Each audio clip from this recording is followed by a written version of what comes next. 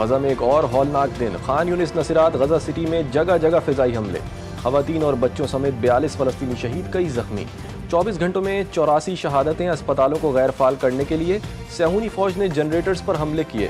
اسرائیلی اعلان کے باوجود متاثرین امداد سے محروم، 3 ماہ بعد صرف 9 ٹرک غزہ میں داخل۔ اسرائیلی فوج نے سامان تقسیم نہیں کرنے دیا، درجنوں ٹرک ابھی بھی سرحدوں پر غزہ میں داخلے کے منتظر۔ صہیونی فوج کی مغربی کنارے کے جنین کیمپ میں یورپ کے سفارتی وفد کی طرف فائرنگ، سفارتکاروں کو بھاگ کر جان بچانا پڑی۔ وفد میں یورپی یونین سمیت کئی ممالک کے سفارتکار شامل تھے۔ اسرائیلی فوج کا گولیاں چلانے کا اعتراف، وقت پر مقررہ راستے سے انحراف اور غیر مجاز علاقے میں جانے کا الزام۔ من نصغر الله يا رب، من نصغر ربنا ينفك علينا يا رب، كل يوم يا رب شهيد، وكل يوم حدا يا رب، كل يوم شهيد يا رب، ونشوفه والعيوين وما بدنا ندور عليه، والله دعمنا يا رب، والله دعمنا۔ یا خدا ہم کہاں جائیں، روز ایک شہادت، روز ہم کسی کو کھو دیتے ہیں، ہمارے پاس کوئی جائے پناہ نہیں۔ فلسطینی بچی کی جنگ روکنے کی آہو بکا نے دیکھنے والوں کو خون کے آنسو رلا دیا، اقوام عالم سے مدد کی اپیل۔ ملک بھر میں عید قرباں کی تیاریاں زور و شور سے جاری، منڈیوں میں ایک سے بڑھ کر ایک جانور موجود۔ فرزندان توحید سنت ابراہیمی کی ادائیگی کے لیے پسند کے قربانی کے جانوروں کی خریداری میں مصروف، کسی کو من پسند گائے کی تلاش تو کوئی بکرے ڈھونڈنے میں مصروف۔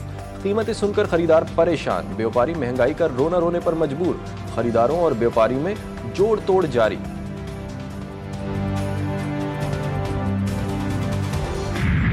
گرمی نے ملک بھر میں قہر ڈھا دیا، سورج آگ برسانے لگا، قیامت خیز گرمی کی لہر مزید چند دن جاری رہے گی، محکمہ موسمیات نے خبردار کر دیا۔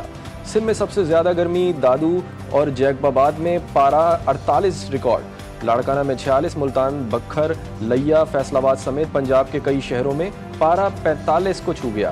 اب پشاور میں درجہ حرارت 43، اسلام آباد میں 40 ریکارڈ، کراچی میں بھی شدید گرمی، پارہ 36 ریکارڈ۔ پاکستان اور بھارت کے درمیان جنگ ہم نے روکی، اب بڑی ڈیل ہونے والی ہے۔ امریکی صدر کا دعویٰ، ڈونلڈ ٹرمپ کا کہنا تھا کہ پاکستانی لوگ بہترین اور اس کے رہنما عظیم ہیں۔ میں نے دونوں ملکوں سے کہا کہ تم یہ کیا کر رہے ہو؟ ہم نے جنوبی ایشیا میں کشیدگی کم کرنے میں کامیابی حاصل کی، دونوں کے درمیان کئی تنازع نمٹائے، تمام معاملات تجارت کے ذریعے حل کیے، اب تجارتی معاہدوں کی جانب بڑھ رہے ہیں۔ وائٹ ہاؤس میں جنوبی افریقہ کے صدر راماپوسا سے ملاقات کے بعد صحافیوں سے گفتگو۔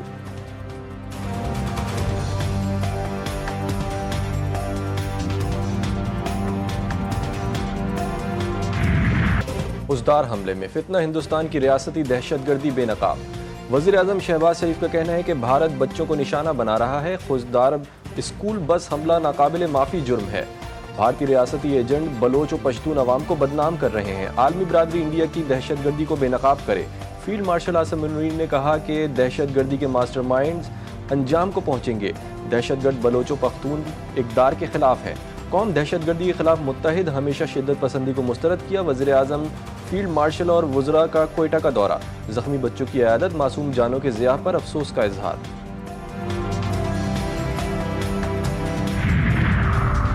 بلوچستان پھر دہشت گردوں کے نشانے پر، خوزدار میں اسکول بس پر بم دھماکہ، 3 بچوں سمیت 5 افراد شہید، متعدد زخمی۔ صدر مملکت آصف زرداری، وزیر اعظم شہباز شریف، وفاقی وزیر داخلہ کی بم دھماکے کی مذمت، کہا بزدلانہ کارروائیاں قوم کے حوصلے پست نہیں کر سکتیں۔ چاروں وزرائے اعلیٰ، جے یو آئی سربراہ Maulana Fazl ur Rehman, governor Sindh, P T I اور ایم کیو ایم کی بھی مذمت۔ وزیر اعلیٰ بلوچستان سرفراز بگٹی نے کہا کہ حملے میں بھارت ملوث، بچوں کے خون کا بدلہ لیں گے۔ وفاقی وزیر اطلاعات عطا طاہر کہتے ہیں میدان جنگ میں واضح شکست کے بعد بھارت اوچھے ہتھ کنڈوں پر اتر آیا۔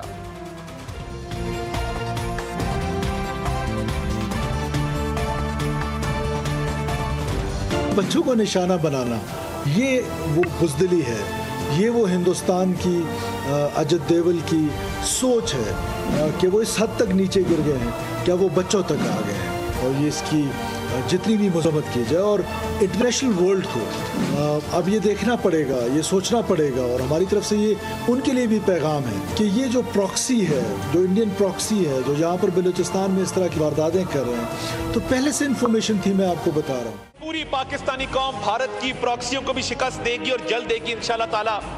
یہ جو ٹولیوں میں پھر رہے ہیں دہشت گرد, جو سمجھتے ہیں کہ ہمارے بچوں کو نشانہ بنا کے وہ ہمارا کوئی نقصان کر لیں گے, کان کھول کے سن لیں کہ جب تک دہشت گردی کا خاتمہ نہیں ہو جاتا, جب تک ایک ایک دہشت گرد کو جہنم واصل کر کے ٹھکانے پہ نہیں لگا دے, انشاءاللہ تعالی چین سے نہیں بیٹھیں گے.